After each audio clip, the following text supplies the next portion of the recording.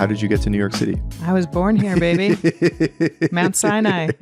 Your family are long-time New Yorkers. Do you know the family genesis story to moving to New York? Well, we're not that long-term New York. My parents moved here. So my mom's from Chicago. My dad's from Connecticut. I mean, my dad's family came through in 1898, came over from wherever we came over from.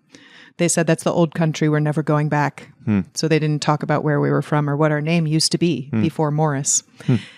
But yes, so New York is mostly my parents. The old country, is that Ireland? Do you know where? We don't know. Okay. We don't know. Vaguely Eastern Europe is what we know from my dad's side. They came here just looking for a better life. Is it that classic American story, basically? Yeah, absolutely. Yeah, and very kind of American dreamy. They came, and my grandfather, who was the first generation born here, started a company that my cousin now runs, third generation, and yeah, built quite a beautiful and prosperous life. And I know you're back in New York, but you've lived in many places. Where did you go? Where have you been? So when I was 18, I moved to Paris and I worked at a cathedral. I worked as a musician and I lived in the bell tower. And then I came back and went to college in the States. And then I was up in Boston.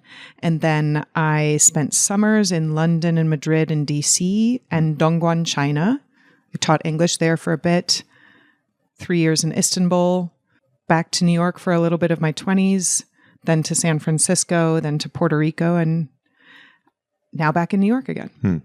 Musician, was that a pursuit for your professional career, just more of an interest? What were you doing in Paris?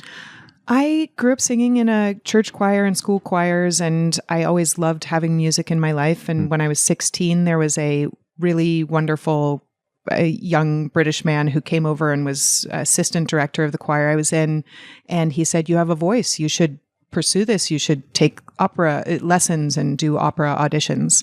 And so I did that a little bit.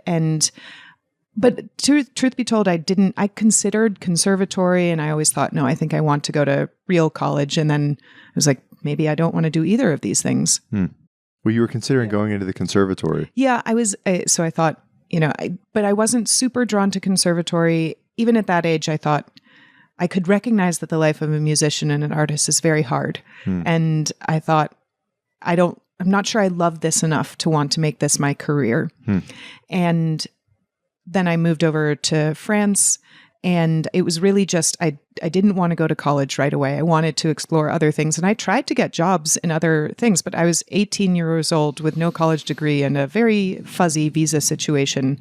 I found it difficult to get employment, but I could find people to hire me to sing. And so I did end up becoming a musician by default for that year. But I also, I made very little money. I dumpster dove. I worked in a soup kitchen when I wanted like a proper meal.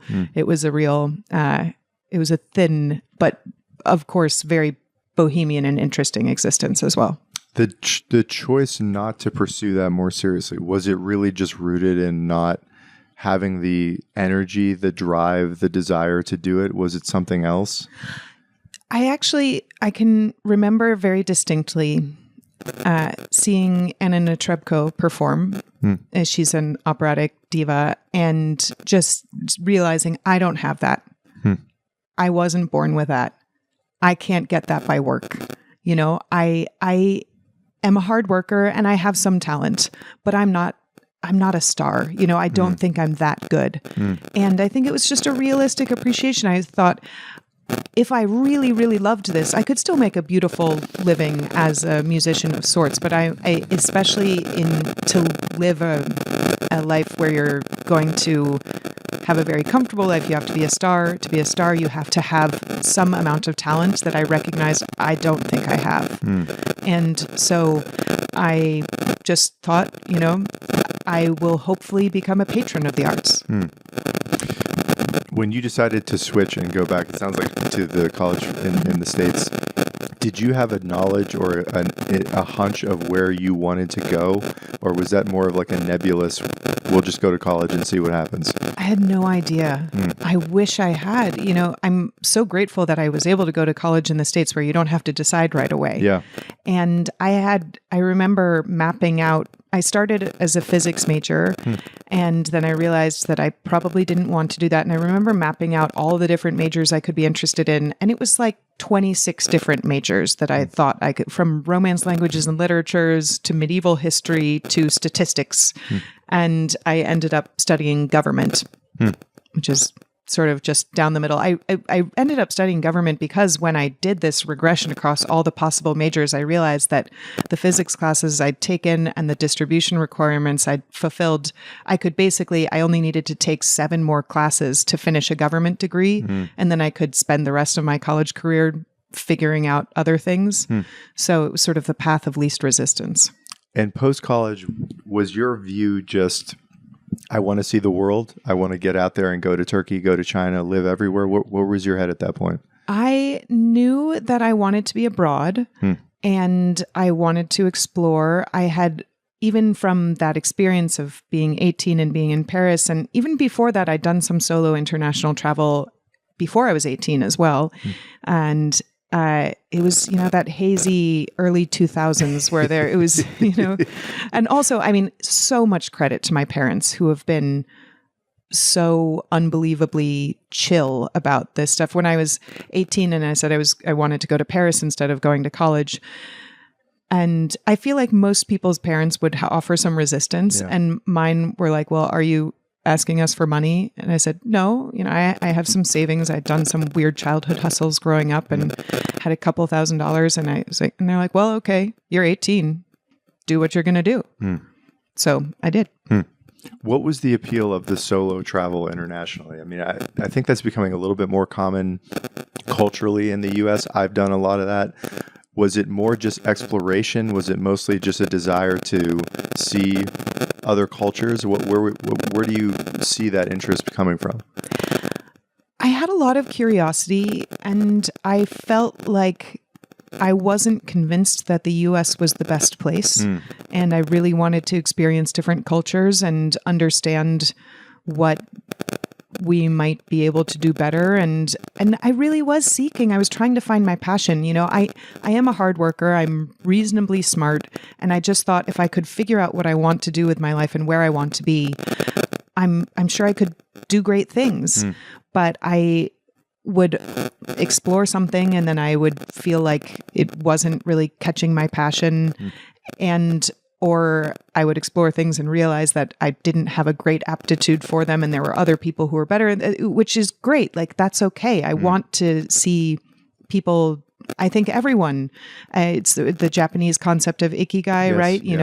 The intersection between what you're good at and what the world needs. And I'm forgetting what the other criteria are, but that's a good way to start, at least. What you can make a living at. I forget if that's the third angle there. What did you learn from the other cultures? I think that's a fairly common curiosity among people who take off for other cultures, is what do other cultures do that we can learn from or are better at than the US? What did you take away from those years?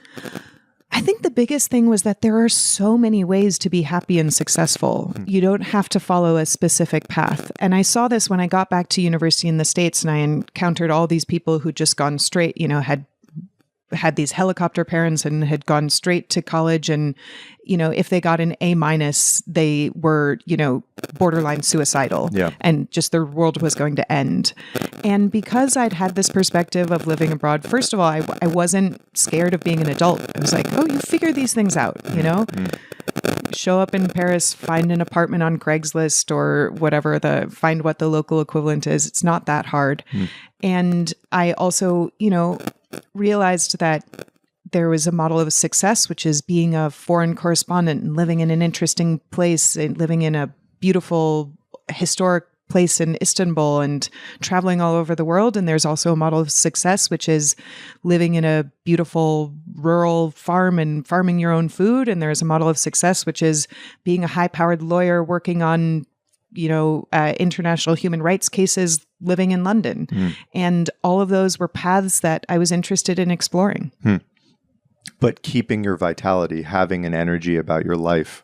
I don't know how you think about success as it applies to people having a life that, is worth living. But to me, it's always struck me that the people I want to emulate are the people that feel very alive. There's like something deeply, they've tapped into their inner vitality in a way that really matters. I don't know how you would encapsulate that or summarize that in your takeaways. How can you tell that someone's tapped into their inner vitality? Tough to know, but I think just being around them, there's a sense of aliveness typically about their energy and enthusiasm for being here that I don't know is always present in people I meet who are quote unquote successful in the U.S. Sure.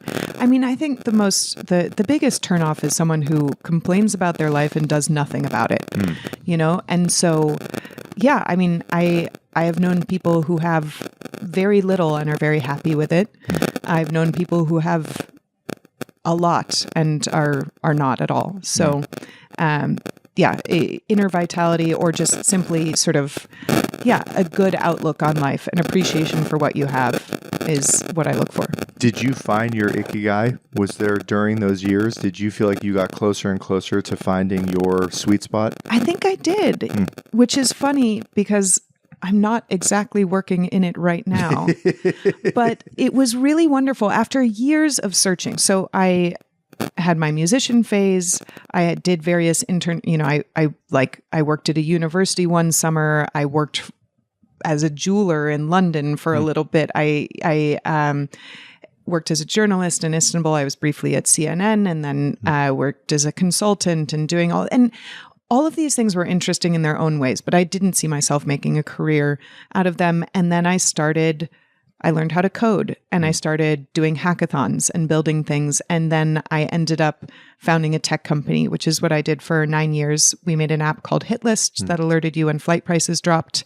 And I feel very strongly and passionately about using technology to build products that just are net positive for the world and make people's lives better and more efficient. And also fundamentally, my life thesis is that basically I want to give people the tools to travel and move around more, because I believe that interchange between cultures and leads to greater understanding, leads to greater prosperity, and the great evils and the great things that are dragging us down in the world are actually sort of isolation and misunderstanding. And when you interact with a person, when you travel to their culture, or even, when you share a dinner, you are forced to confront that maybe they're not, they don't fulfill these stereotypes that you might have read about in your right-wing or left-wing media. You see their humanity. Yes. How did you stumble upon the idea for Hitlist? How did that happen? So I had learned to code. I was doing a bunch of hackathons where we sort of... In San Francisco, or where were you? No, I was living in Istanbul at the time. Okay. Yeah. But I also think it's probably instructive that I was around when Facebook was getting started, and I was one of like the first 10,000 users of Facebook, which is funny because they used to do the username serially. So when any developer was building an app, and you import your friend list to the app, I would always be the first one in the API to show up for a lot of people, which was funny. So I watched these technologies transform our world. But from luckily I was close enough to them. I knew some of the people involved, and I had one of my closest college friends also started a tech startup. And this was still when that was really, really, really unusual, especially if you weren't on the West Coast. And so I saw this possibility in building technology that could change everything. So Hitlist, I was always like the travel agent for my friends. So I loved and was very passionate about finding cheap flights. And I was deep in all of the Reddit forums and Lonely Planets forum and all of this stuff. And I found all of the crazy, weird hacks around what's now called skip lagging. It has a name now, but it was that idea of hidden city ticketing where, if you want to buy a ticket to Austin, it's expensive. But if you buy a ticket to Austin, or to Phoenix with a stopover in Austin and get off in the middle. Right. So, and so I basically was always finding my friends cheap flights. And in particular, I was always trying to get people to come and visit me in Istanbul. And when I said, come visit me in Istanbul, open-ended thing, relatively few people showed up. But then I started sending them, hey, you should buy a ticket to Istanbul right now because it's only $440 and it's usually $700 plus. So come now. Or even, from my friends coming from London, oh my God, you can get to Istanbul for £25 right now. Come and visit me this weekend. And overwhelmingly people did. I mean, it had a much higher hit rate. And all of a sudden people started visiting, which made me happy. And also I was like, well, there's something to this, if you help people, everyone's got this vague desire, like, oh, I'd love to see the pyramid someday, or I'd love to go and visit my family in Chicago more often or something. But then if you actually send them an alert that is tailored to them and that understands their context and can say, hey, this is a really good deal. You should book this now. Now is the time. Yes. And so that was what Hitlist did at scale. And we managed to work with some big with Skyscanner and some big sort of flight search engines. And we helped them develop external APIs and things for what we needed to be able to do this efficiently. And we grew to about 2 million users. And there's still a few, every so often I'll get a DM on Twitter or something like this. When are you bringing Hitlist back? And it was I'm very proud of what we built. And unfortunately, the company in the pandemic was not a great time to be selling flights. And that spelled the end of the company. Did you feel like when you were building that was going to be your life's work? That if not with Hitlist specifically, the work of building these sort of efficiency technology companies was going to be what you wanted to do forever? 100%. Yes. And I loved it. And I love it. I mean, I would often say, if I had $1 billion, I would be doing the same thing every day. And when things were stressful, which they often were, I could just, my zen was literally just logging into like the crunchiest part of our database and watching new users join, which would be like, 20 plus people every minute would be joining. So every couple seconds, I'd see a ping of like this new, and I'm just, someone just joined in Madagascar. Oh, more people in Florida, and there's just some joy knowing that people are finding something and that you are impacting their life as well. And so I absolutely love that. And like I said, the funny thing is I'm not building technology right now, although I do think I am in a very extended research phase to build whatever next technological project I do build. I am writing primarily now. But through writing, I am doing a lot of research, and I find that also very, very fun. I would love to hear about that transition moment during the pandemic when it closes down and how you transitioned into the next thing. What happened? Well, March 2020, our revenue went down 95%. And, as a business owner, you always think, okay, there could be a recession, there could be a thing, maybe our revenue would contract 30% or something like this, but you just don't think it's all going to disappear. And so I tried to do as best as I could by the team, and but we just didn't have a way to know when we would ever be able to make money again. I didn't want to be selling flights in a time when we had no idea what the implications were. So we even considered literally shutting down the product, but we're like, okay, some people still have to travel for emergencies, for family, things like this, and they should still be able to get cheap flights, And so but the app we no longer had income to pay the team, and we kept it around in maintenance mode. It was in June 2021 that it kind of officially stopped working. The consumer side, there were still a few B2B contracts that we had that we worked on a little bit. And I was in an odd place because I had at the same time, my mother was diagnosed with esophageal cancer and given a 5% chance of survival. And yeah, 2020 wasn't really a walk in the park for anyone, but it was pretty awful. And my brothers and I took turns being basically primary caregivers to my parents while my mom was going through that treatment. Thank God she made it. She's great. She's 5 years cancer free. Sorry, I should have said that sooner. But I ended up, migrating home for a little bit, as many people I think did during the pandemic. And during this time, driving my mom to and from appointments, I did have a lot more time, and I was on Clubhouse. Do you remember that app? Of course. Yeah. And so I ended up doing a lot of talks with people, and people kept on being really curious about communal living every time it came up. So I have been living in some form of communal home since 2015. Maybe if you consider my place in Istanbul where we had constant visitors as well, that also kind of feels like it was just my best friend and I shared a place, and we had 138 house guests in 3 years. That's so cool. That was definitely a communal experience.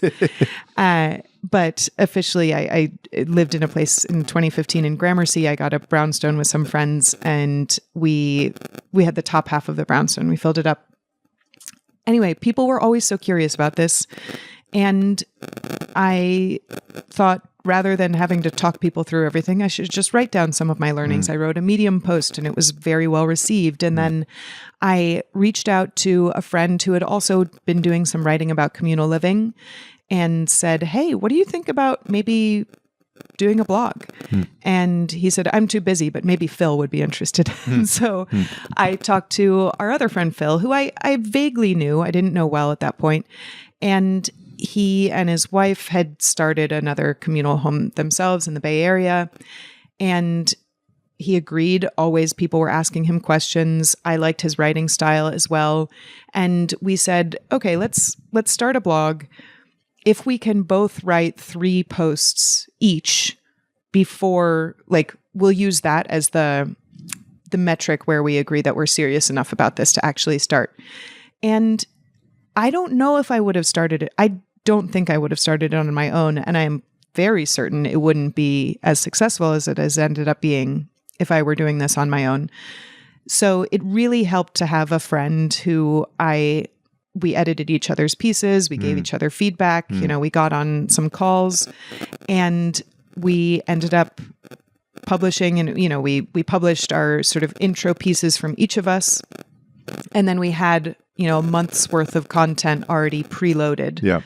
So that I think was also very helpful. And so we put it out there and started to see what came back, but very much it was considered a side project. This is something that we do. So we don't have, everyone would write both of us and just be like, hey, my friend wants to start a house and buy a house with friends. Can he talk to you? And, it was really convenient to have a post that we could send. Like, well, read this. And if that doesn't answer all the questions, sure, I'll talk to him.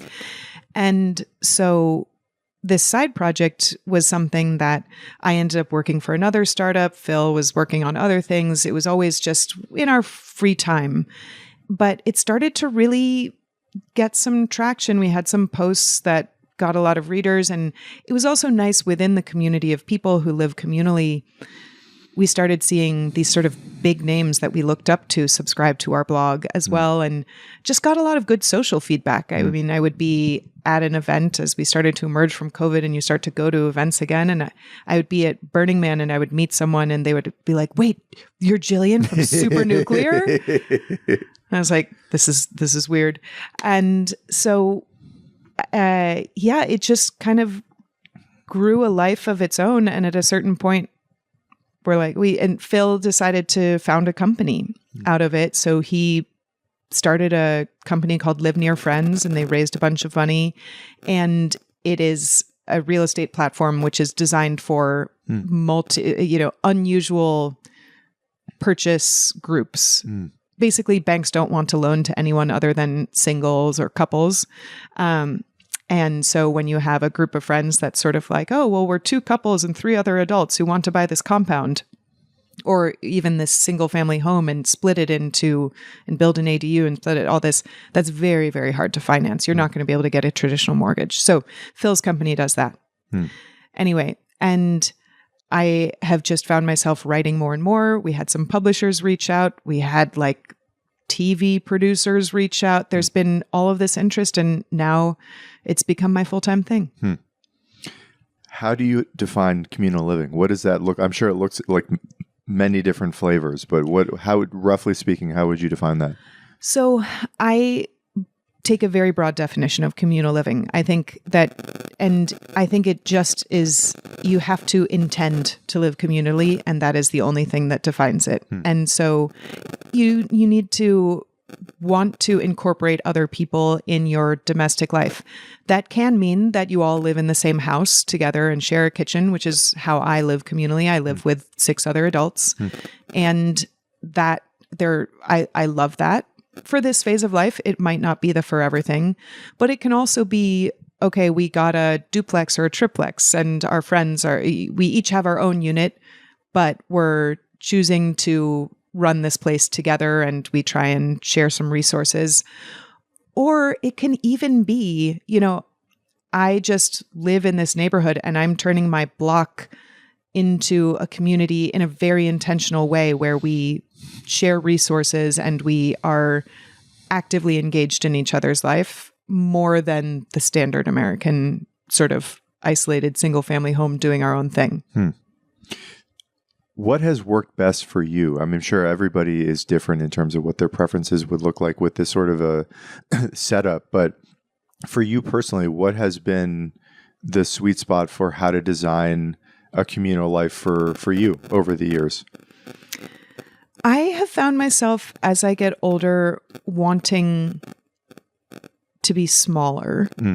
So a lot of people come to me and say, hey, will you manage my communal project? Or will you, or do you want to have a real estate empire and we'll invest in buildings and build community? And I'm like, absolutely not. Yeah. I only want to be involved in the places I only want to manage the places that I actually live. And I will gladly advise you and give you the tools. But the thing I find so empowering about community is that when your community comes together and makes decisions for themselves. And so I believe the concept of commercially managed co-living, where some investor or management company is building co-living apartments, to be like oxymoronic. It doesn't make sense.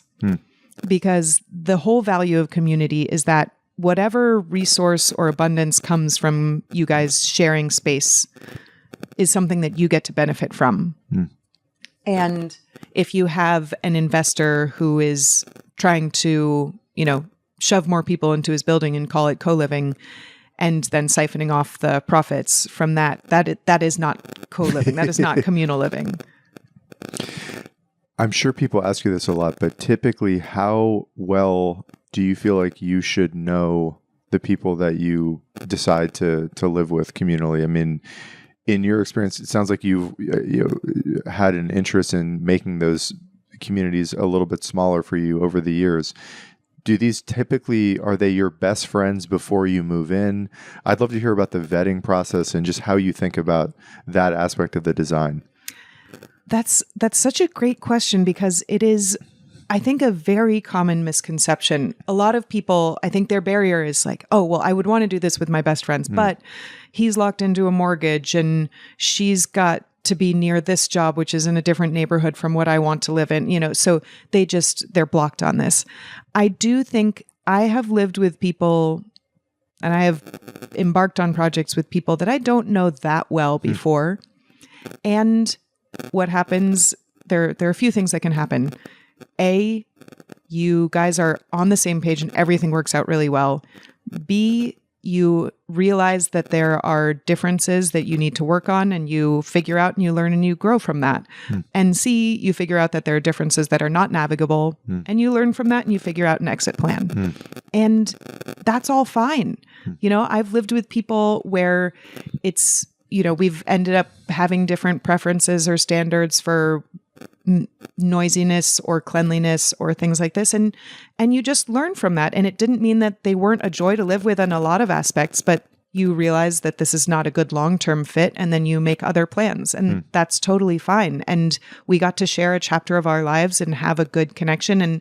And I know what I can trust and do with that person, and I know what is not aligned, you know? Like I briefly lived in this place in San Francisco full of incredibly bright and creative, wonderful people who also like to do this like beats and coding, where they would just be playing EDM music and coding at like 11 p.m.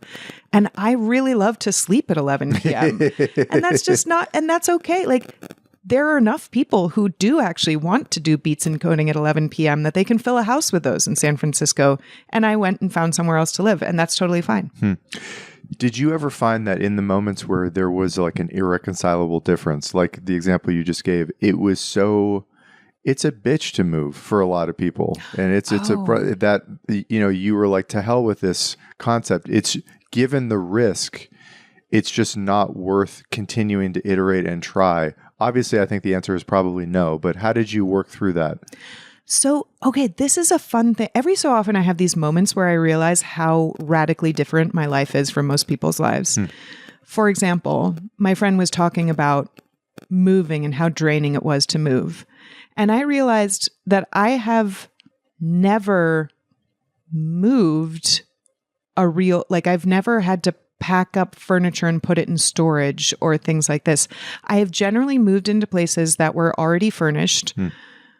And or I've furnished them, but when I've moved on, someone has wanted to move in and keep the furnishings. So I've never had that friction the way a lot of people do. So most communal places, there is going to be some degree of stuff already there. And I also, through traveling around a lot, I'm not that attached to possessions. I have a few more now, but it's wonderful to move into these homes that have libraries full of books, and I can add a few books to the bookshelves, but there's also so much more than I would have on my own. And, you know, I don't need to buy all of my own stuff because most of it is already there. So moving isn't hard for me. And I have, I've been the one to leave places, and I've also of course, there are times when someone doesn't work out. And as someone who has been, in most cases, in a lot of the communal living situations, I've been on the lease or one of the co-owners of the property or something. So sometimes we do have to make a decision that, okay, this isn't a fit. But, you know, usually they're not having to uproot their entire life. They're just having to pack up their clothes. That kind of flexibility to be malleable and to change and to move on if it's not working out and have it not be that big of a deal. Is it your view that that's the default human state typically, or that because we're in the culture we're in, there's this resistance to change, that people just get beaten down, they buy too many things, and they aren't open to iterating their life in the way that it sounds like you almost enthusiastically embrace? I mean, 100%. I think most people are owned by their possessions. For sure. And I feel like that is, I don't mean to discredit if you are the type of person who treasures your collection of creepy dolls or whatever like this. You know, I'm happy for you. But I think a lot of people acquire things just because they think they have to. And I also know a lot of people who've reached a phase in their life where they're like, I'm just getting rid of everything and going to be a nomad. This happened a lot during COVID, but I've seen people do it before and after as well. And it's so liberating to realize the most important things by far, hopefully, are your relationships, are your friendships, are your family. And it's, you know, I mean, I also have friends who lost everything in the LA fires. And it's heart-wrenching to have it taken away when you're not expecting it. But at the same time, you realize the important things are the people who will look out for you and the relationships. And through living communally, I've had the incredible richness of getting to know hundreds of people over the years and all of these different places I've lived. and where, you know, we see each other before coffee in the morning, or, you know, after we've brushed our teeth at night or something. And it's such a shortcut to intimacy and trust. And in a world where you have greater trust, you have a lot more freedom. In some ways, this seems like it's essentially inverting a lot of the American values, from my perspective, in a very positive way. Do you think about that consciously, that with the minimalism materially comes the freedom to, as you just said, I think very well, the option to, or the ability to prioritize what I think the evidence is showing people actually care about at the end of their life, which is their relationships with other people? Let's talk about American values. You know, I think this is an interesting point you bring up, because, you know, the myth, at least, of America is a place that, you know, people came to when they were fleeing persecution and they had to make a new living, and it was was built by immigrants, and it was a melting pot where diverse religious views were tolerated rather than persecuted. Obviously, America has not lived up to these dreams, but these are the values that I think I was taught growing up. And I feel like this drive towards individualism, that you need to own your own home to be successful, is a really recent phenomenon. And when I say recent, I mean the last 100 years. But when I think about the course of American history, I think there's also, you know, the idea of going out and homesteading, but you were building with other people. You would have barn raisings, you know, where everyone gets together and helps, the entire community helps each individual family raise their barn. Are you familiar with this concept? Yes, yeah. So it's funny. There's a new communal house that just came together in Brooklyn, and on Thursday they're hosting a barn raising, and a bunch of us are coming, and it's fun. You know, we're like, oh, we can give them this extra trash can we don't need, and this extra coffee table, and these art that we've never found a place for on our walls. And there's going to be that, to me, is the American values and spirit that I believe in and think is the way that we, you know, build back a better nation from this incredibly divided and fractured way we are right now. What do people typically say who make this shift from living alone or living with a small group of people into a communal space? And I would imagine it's your view that it's not necessarily for everyone, but for the people that it has really resonated with and has helped, what have they gained?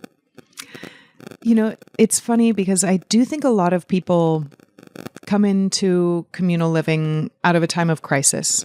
So a lot of people will come in the wake of a bad breakup, or they've been laid off from their job, or something has happened that has forced them to reconsider a lot of things in their life. And they think of it as a temporary thing until they get on their feet and they're going to go back to whatever the norm is. And overwhelmingly, in almost every case, I think they find they love it, because humans are social creatures. And to be clear, it doesn't mean that you're around people all the time. I like my privacy. I like having my room as my sanctuary that people don't come into, and I get plenty of alone time. But I also love that I don't have to plan if I want to, if I want to eat with people. Usually there are people around to do that with. If I want to talk through something that's on my mind, there are people easily accessible. I don't have to make a coffee date and travel to a different part of town or schedule something 2 weeks in advance. And that frictionless connection to people is a beautiful thing. And most people I've seen experience this don't really want to go back. It's almost like, I would imagine for many of these people, they need the permission to be able to do it. And then once that is granted, maybe that it just becomes clear to them that this is the preferred lifestyle for them. Yeah. And I think also those people who transition out of it look back on it with a lot of nostalgia, but think, but we can't do this now because we need to be here for our jobs, or we need to do, in this different place. So this is why I write Supernuclear, is to try and show people that there are so many different models for this. Communal living doesn't have to be just the Berkeley student co-ops or something like this. And also, some people experience communal living and they're like, I couldn't possibly do this again. In fact, most Americans will experience communal living in college or maybe in their early 20s when they can't afford a place of their own. They have roommates or, college dorms. And some people have great experiences. Some people have horrendous experiences. And then they index on that. They say, oh my God, I could not wait to get my own place because I had this horrendous roommate who stole my, would always finish the milk and would always leave dirty dishes in the sink and all of this. The thing is, they're indexing on behavior of a 20-year-old to inform the rest of their life. They don't realize that actually, if you live with adults who have grown up to be more conscientious people, you generally have a much better experience and end up with just like, you don't have tragedy of the commons, you have abundance of the commons. To me, this is one of the great tragedies of life, of people not having a healthy model for an alternative option to change and to improve their life. And I wonder if there are, generally speaking, at roughly our age, people that have had careers that have some degree of disposable income that could live alone if they wanted to. What typically is the best model, if there is one, for people that do want to live communally that you've seen worked very well? As you just said, I think you have your own floor. You were mentioning that you have the ability to be alone if necessary. Absolutely. What is that model, if there is one? What does that typically look like? So I think a level of communal living that almost everyone is comfortable with is the idea of, I have my own apartment, or I have my own house on a cul-de-sac, or I have my own apartment in a building that my friends also live in. And I think that's great. And I think we should aim for that more. And I think a lot of times when people are looking to move, they're optimizing for, which has, marble countertops that I like, or this unit has, a good view. And I'm like, do you not realize that, sure, all of those things will bring you little amounts of joy, but do you not realize how much more joy you will get from living next to your friends? And so I feel, people are choosing based on these really like out of touch notions of what's going to make them happy. I think part of what interests me about this is I almost started my own separate show about the male loneliness epidemic. And just the problem of general isolation. But I think this is typically a bigger problem for guys than it is for women. And I wonder if you've thought at all about this and how this sort of redesign of a lifestyle might be particularly beneficial for men specifically. Oh, I love that you brought this up because it's true. I do think there is huge societal pressure on all American adults to get your own place because that's how you're successful. I think there's definitely more pressure on men for this. And like I've said, I've seen people get into this really, they see it as a temporary thing. I have a friend who, in the wake of a divorce, he ended up getting a roommate because he basically kind of needed help paying the mortgage. Yeah. And but he saw it as a transition phase. And now 2 years later, he's still living with the roommate. He said, it's so fun. It's great. It's not like they're best friends or they hang out all the time, but they do each other little favors. They help each other out. They occasionally have a meal together. And that's so unusual for men and for a lot of adults. And we hear about this loneliness epidemic about, it's living on your own is as bad for your health as smoking 17 cigarettes a day. I might be misquoting that, but it's like ballpark like that. And it's true. And as people get older, you're more than twice as likely to die from deaths of despair and also huge implications for heart disease, all this type of stuff. So I do think that men are pressured more to have their own places, but actually need this connection more than even, I don't want to draw any gross stereotypes, but I think it's just men are going to find these casual connections. I think a lot of men outsource their social lives to partners. Absolutely. And if they find themselves on their own, can just kind of become more and more insular and more susceptible to the manoverse and becoming radicalized and doing, becoming crazy shooters. So, or incels or any of these other things, which are mostly just male phenomena. Unhealthy in general. Indeed. So I do think, we should talk about this more, and there should be more encouragement of male friendship. And I think I think that we should live. Some people talk about having mommunes, single moms getting together. And I'm just like, I respect to that, but I don't want to live in a mommune. I want to live in a commune with both male and female and whatever other genders want to be there, and having multiple influences on the children. I think it's really useful. We were talking about this before we started recording, but I mean, at root to me, a lot of this is the question of what is human nature? What were we really, quote unquote, designed to? How were we designed to live? What is our evolutionary history? I'm sure you have done plenty of homework on this, but when people ask you that and how it aligns with what these models look like that you are offering to the world, I'd love for you to contrast that with the contemporary common way that, especially Americans, but generally I think Westerners, how they're living. How are we designed to live in your mind? I mean, we are meant to live in tribes. Everyone says it takes a village to raise a child. But most people, especially most parents in America, aren't living in villages. And a village doesn't have to mean, we have a town square and a fence and we're rural or something like this. I think you can have villages within neighborhoods. You can have villages within an apartment building.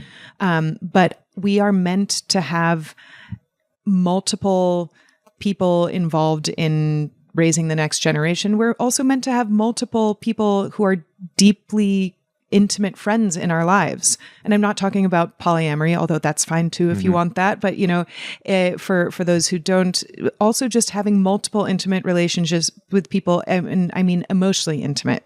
Esther Perel is a great writer about relationships. She's a therapist, and she talks a lot about this notion that we've narrowed in that your partner needs to be your sexual partner, your romantic partner, your business partner, your roommate, and your buddy, and your all of confidant, this. And everything. And that's way too much pressure to put on one person. And we're meant to live lives with rich connections, and maybe the person who is your partner in romance and sex and raising your children is not that eager to hear about the office gossip. And that's okay. Like, he doesn't have to be all of that as well.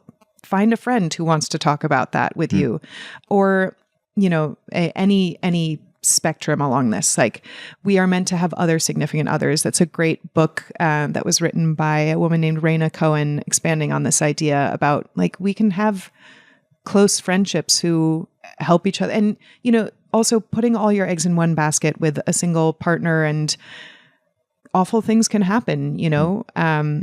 They could get hit by a bus. They could get cancer. They could end up having a reason that they need to move to the opposite side of the country, and you might have a really compelling reason that you want to stay here. And if all of your life is bound up in one other person, it's very, very unstable.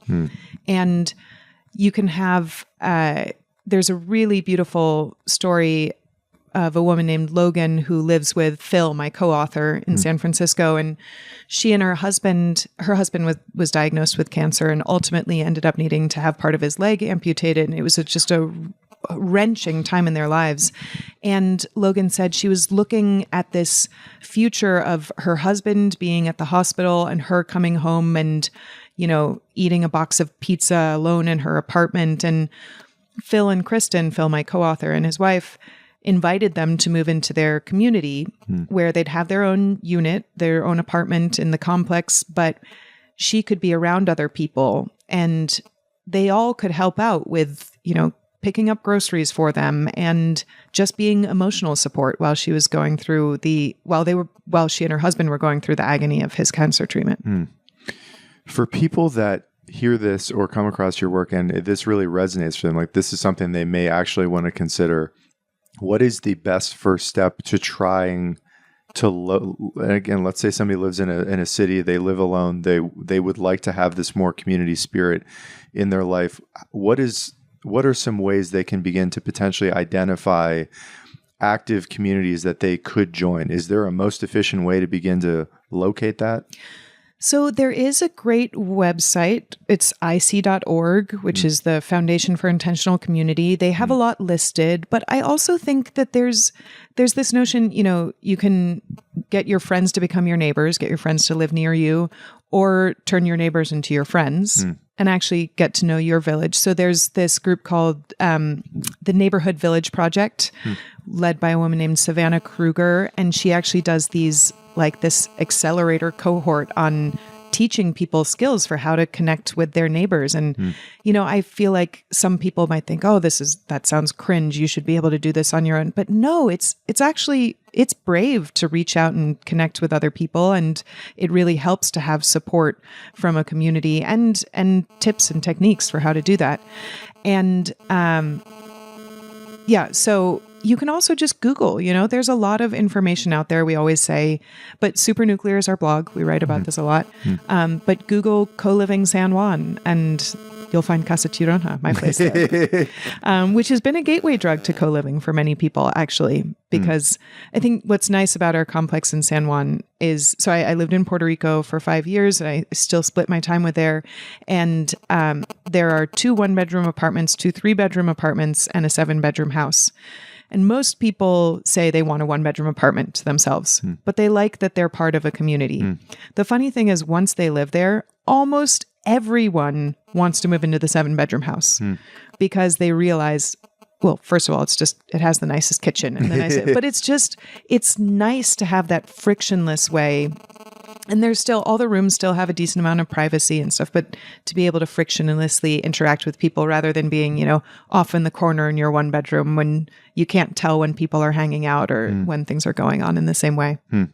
Last question I would love to ask you is, and maybe this would have been a better question to the one that I just asked you prior, but for someone who does resonate with this message, what would be your first suggestion to them? Would it be probably to try to be socially a bit more brave and get to know their neighbors?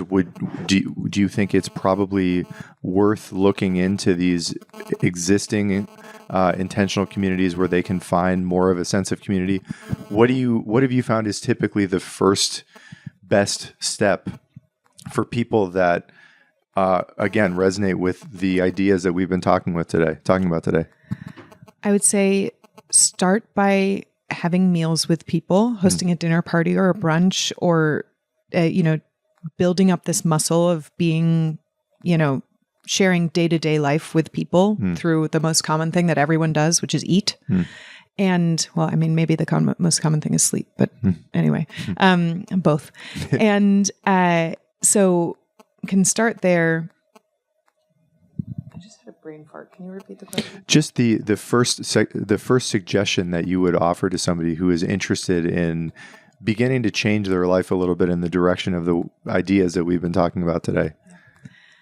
So, just find ways to do the things that you're already going to do in your day, like eating with other people. So share a meal, have people over to dinner, host a potluck brunch. Potluck brunch is so easy. Someone can pick up orange juice, someone can pick up bagels. It's just simple. You make eggs, great, you're done. And then there's also, did you enjoy having roommates at some point in your life? Have you enjoyed ever getting a group house with friends and getting a beach house in the summer or something like this? If that's something that you've ever enjoyed, do more of it. Get a house with friends for a weekend, go upstate or something like this. And you start to build up that muscle and you start to figure out okay, this person is a really close friend of mine, but actually they drive me nuts because they are very inconsiderate about noise late at night or something like this. And that's fine. You can be friends with people who you shouldn't live with. On the other hand, you might discover that this person that you're not that close with, someone that you just met, you invite them over to dinner and they stay late and they clean the dishes and they're just a joy to be around. And you're like, oh, this is good. Let's do more of this. So these little moments you practice and you start to build trust and you start to build an understanding of who would make sense to do this with. And then honestly, you know, you can join a community or create your own. And this is what we're trying to make easier with Supernuclear. Just write down what you're interested in. My first communal house in New York came from a Facebook post that I wrote. And I just said, you know, I want to be able to have a house where I can have people over for dinner and we can host concerts and we can do these things. I can't afford a place big enough to do that in New York. But if we take a 1-bedroom budget times 5, look at these crazy places we can get. Yeah.